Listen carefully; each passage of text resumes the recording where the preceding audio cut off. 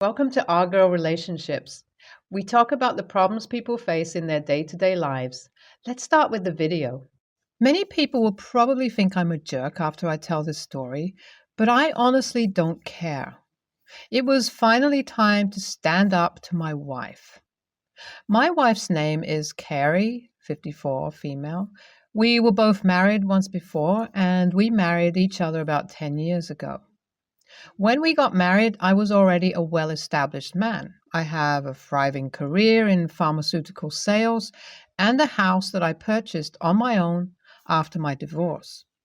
I met Carrie at a bar one night while I was watching the game with my buddies. As soon as we made eye contact from across the room, that was it. We could both tell that there was a spark between us. We sat down at a table together and talked for hours that night. For her age, she was a beautiful woman. I couldn't stop staring at her. She ended up coming home with me that night, and we've spent almost every day together since. But now, after almost a decade, I'm starting to think maybe she was only attracted to me for my money. Carrie didn't have an impressive career, but that didn't matter to me. She had charisma and a killer bod, which is what attracted me to her. It's not like I needed another person to supplement my income anyway. I was just looking for good company, which she brought. She moved in with me after just a couple of months, and we were married within a year. But I guess I should have paid more attention when the first red flag appeared in our marriage. About 2 years after the wedding, Carrie's mom passed away. She was devastated as the two were extremely close. Her mother left her an inheritance of about $250,000, not a crazy amount, but enough that we definitely could have used it to invest in real estate or something else lucrative. But Carrie refused. Instead, I never saw a dime of that money. She went straight to the bank and opened her own private bank account for the money. Then she insisted that she used the money to take her daughters on a trip to Europe because that's what her mother would have wanted. Then she insisted on buying a new car because her old one, which we had only purchased a few years earlier, wasn't what she wanted. Then the list went on. She bought jewelry, designer clothes, more vacations, more frivolous things for her daughters, until one day I asked her how much was left. And she said it was all gone. $250,000 completely wasted. I was furious, but held my tongue because she insisted it's what her mother had intended the money to be used for. They didn't have a lot of money growing up, and she was never able to spoil herself or her kids. So she used her mother's money as an opportunity to do that. I eventually let it go, though. We've had plenty of good times since then and overall have had a good marriage. Until recently when my dad passed away. Before he retired, he was a very successful financial advisor and investor. My mom passed away before I met Carrie, but Dad had been living alone in his huge house before he passed. I was their only child, so I received their entire estate as my inheritance. The house, his properties, his investments, and about $2 million. Carrie was thrilled. Never mind that my dad had just died, she seemed like she barely even cared. She briefly comforted me and then started dreaming up potential uses for all that money. We decided that we would move into my father's house as it was nicer than our current home. But Carrie had big plans for the house. It was beautiful but dated, so she said we would have to renovate it before moving in. She made grand plans for a full kitchen remodel, a giant pool installation in the backyard, even having a full movie theater put in the basement. From top to bottom, she planned to give the place an extreme makeover. I went ahead and let her make these plans, thinking there was no way it could add up to be that much. But then the quotes from contractors started rolling in. After totaling up all of the estimates, her grand plans would end up costing us about $1.2 million in the end. I was floored. How could she seriously think it was a good idea to spend over half of my inheritance on renovations? The house was perfectly livable as is. She just wanted all of these fancy bells and whistles to show off to her friends. I couldn't keep my mouth shut anymore. I told her she better not have put any deposits down on any services yet. Luckily, she said she hadn't. I told her that she needed to call every one of those contractors and cancel all of them now. Now, this made her angry too. How can you expect us to live in a place like that without making a few updates? That place looks like the 80s threw up on it, she said. I told her I didn't care what it looked like. It was my inheritance, and we were going to spend it the way I felt was fitting. Your inheritance? What happened to what's mine is yours. We're married, you know, she said. I actually laughed out loud at this. Had she really forgotten what happened when she received her mother's inheritance? How she kept all of it from me and blew it all on frivolous things? If anyone knows about what's mine is yours, it's me. Here I was giving her free rein to make some home improvements because I know that we're married and that she should have a say over what we do with the money as well. But not anymore. Any access she had to that money is long gone now. Let's not forget, Carrie, without me, you wouldn't even have this house, I said. After this, she was livid. She stormed out of the room and we haven't talked since. That was 2 days ago. She went to stay with her sister and I'm sure they've been having a grand old time making me out to be the bad guy. But honestly, I don't care anymore. She might have wasted her entire inheritance, but I won't let her do it to mine as well. I fully intend to do the smart thing and invest the money. Now, I just hope she can come to her senses and realize how ridiculous she was being. But the one thing I know is that I am not backing down on this. Either she can live with me in the house as it is, or she won't be living with me at all. And if that makes me an a-hole, I don't care. Well, luckily she did come to her senses. She came home yesterday after spending a few nights at her sister's house. At first it was awkward and we didn't say much to each other. But once we sat down in the living room with some glasses of wine, she apologized. She said she realized how out of line it was for her to want to spend that much money. She just wanted to have a really nice place and got carried away with the possibilities. I accepted her apology and decided to meet her halfway. It's true that the house could definitely use some updating, so I agreed to at least do the kitchen renovation and a few other cosmetic touches, and I agreed that we can make updates to the house over time, as it makes sense financially for us. She said that this sounded good to her. We also talked about how her inheritance was handled all those years. She said that she realized a lot of these issues stem from a toxic relationship she'd had with money ever since she was a little girl. Something psychologically triggers her to spend money as soon as she receives a large sum of it, and it's always been an issue for her. It's so deeply rooted that when someone tries to stand in the way of her spending that money, it deeply offends her and compels her to end the relationship with that person. I'm just glad it didn't get to that point with us. All in all, this has been a great learning experience for us. I learned things about my wife's money habits that I hadn't known through almost 10 years of marriage. I looked into it further and it turns out that therapy can help people heal their relationship with money. So we're going to look into finding a therapist and possibly go to sessions together.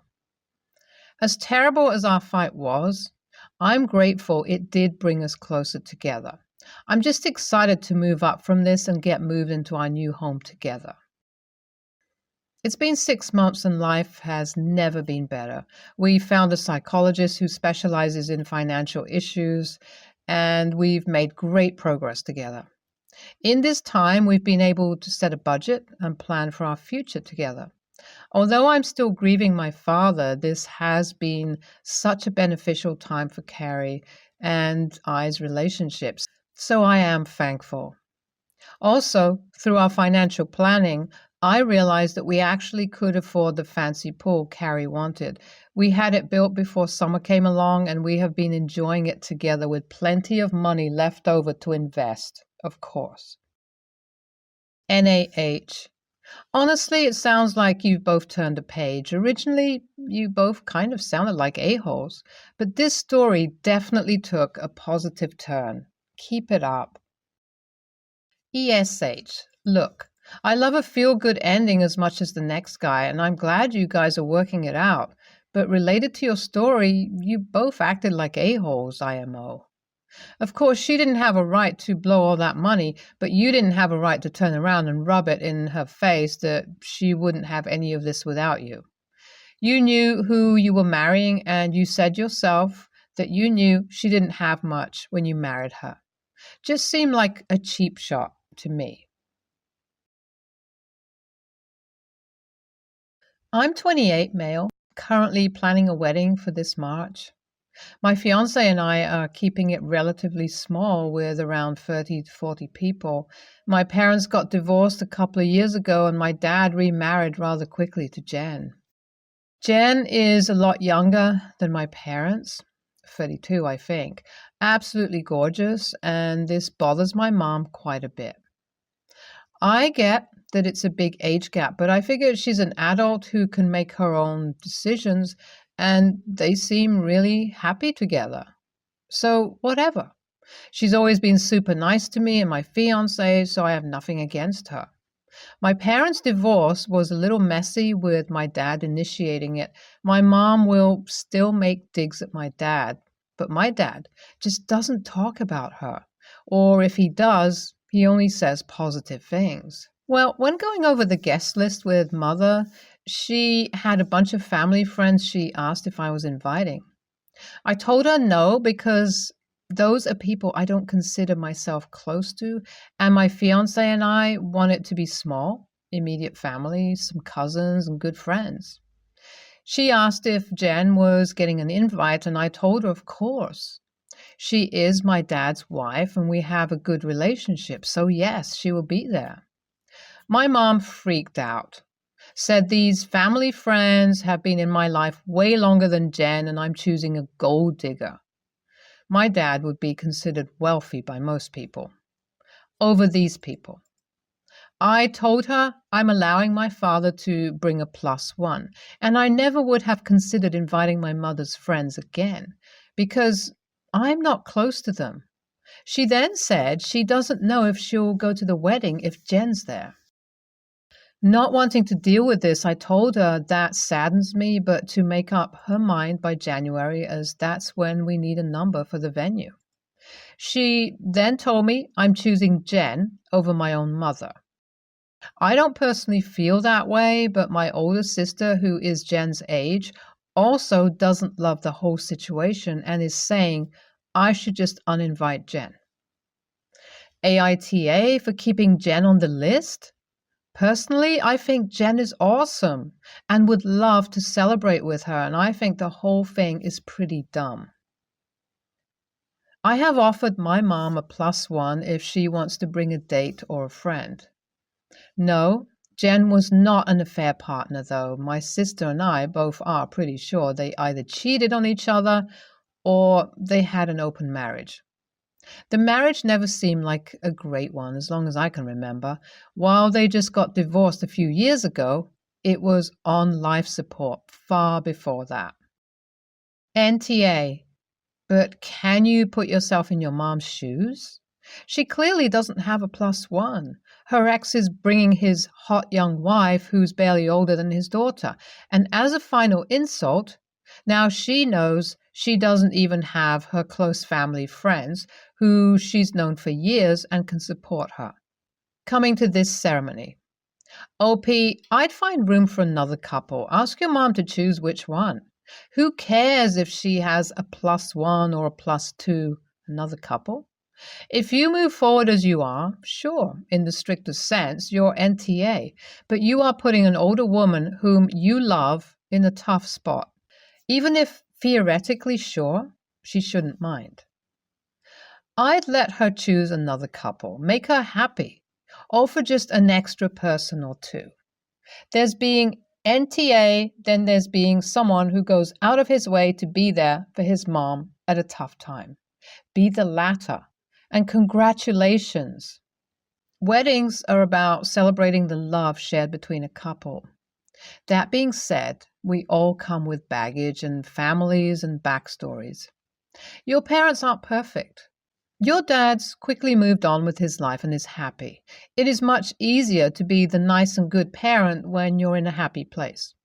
Your mom has not, and I'm sure her behavior reflects this. You aren't the a-hole, but your mom wanting a support group on what will be a very difficult day isn't the a-hole either. Honestly, I would suggest compromise if you want to retain a relationship with her. She's trying to insulate herself, and that is completely understandable. You wanting a small wedding is also understandable, but honestly, I wouldn't sacrifice a relationship with a parent over it. Also, LOL at Jen being nice. She is your peer and married to your dad. She has to be nice to you. From elementary school to high school, my best friend was a girl named Ariana. In high school, this group of kids severely bullied me. Ariana knew about the group of bullies but ended up joining them since she wanted to also become popular and get close to a guy in the group. It obviously sucked, but I moved on and haven't seen Ariana since high school. I feel like my current life is pretty successful, at least by societal standards, which is probably why Ariana reached out to me through social media. She apologized to me for the bullying in high school and explained that she needed help because she was leaving a bad relationship and needed somewhere to stay, money for a hotel, until she could figure out permanent housing. I told Ariana that I was open to talking again through social media, but I really wasn't comfortable giving her money or having her move in since we haven't talked in years. Ariana accused me of still being mad over what happened in high school and holding it against her. I told Ariana that I forgave her for the bullying and wasn't mad about it anymore. It's just ridiculous to have her move in or send money when we haven't talked in like 7 years. A few family members who knew Ariana as my friend before high school said I was in the wrong for not helping Ariana. They said that popularity can seem like everything in high school, and even though Ariana caved to peer pressure, she was sorry enough to reach out to me and apologize. And that I am cruel for not helping her when she's trying to get out of a bad relationship, and I am more than capable of helping. I understand that high schoolers can do bad things out of peer pressure, and I forgave Ariana for the bullying. I also acknowledge that leaving a bad relationship is tough, but I still think it's ridiculous for Ariana to move in or expect money from me when we haven't even talked in years. Am I the AH? NTA, anyone asking for money, especially after having not spoken for years, would strike people as weird and definitely make them feel uncomfortable. Your family saying you're in the wrong can assist her if they feel so strongly about the situation, but you have every right to choose how you want to spend your money and who you choose to invest your time in. There's no telling really how letting them move in with you would go, especially if you take into consideration how often couples alone struggle with adjusting to one another even after having been together for years. It simply sounds like a last-ditch effort by reaching out to you, and it's also kind of insulting to get mad at you saying you're still holding a grudge while she's actively trying to solicit help from you. It just screams, I'm trying to use you. NTA, did your family members offer to put her up? There's a huge red flag here. She has no friends to put her up, no family of any kind willing to help her out. Why? Why is she calling a former victim from 7 years ago? Your concerned family members can club together and help her stay in a hotel for a week. It's not your concern nor your responsibility, and I'd be very leery of anyone who has to resort to someone they parted on bad terms with and haven't talked to in 7 years. Want to know why she called you? You were nice. You didn't snap back at the bullying. She knows she can guilt you into this and get away with stuff while living there. She doesn't think you'll put your foot down. Don't worry about it. Do give her the contact info for any relatives. Uncle Buck sounded really concerned. Here's his Facebook contact. You can ask him directly. NTA, unless you have a habit of letting people you hardly know move in with you or take your money, no one should be surprised you are not helping this woman. 7 years is a long time. You don't know her. Even if you had parted as friends, the separation of 7 years is enough that you have no obligation to her. This woman should have more recent friends, as well as family, that she can turn to. If she is coming to you after all this time, it may be because she has exhausted and or alienated everyone else. Don't give her a penny or she will keep coming back for more. She sounds like a user.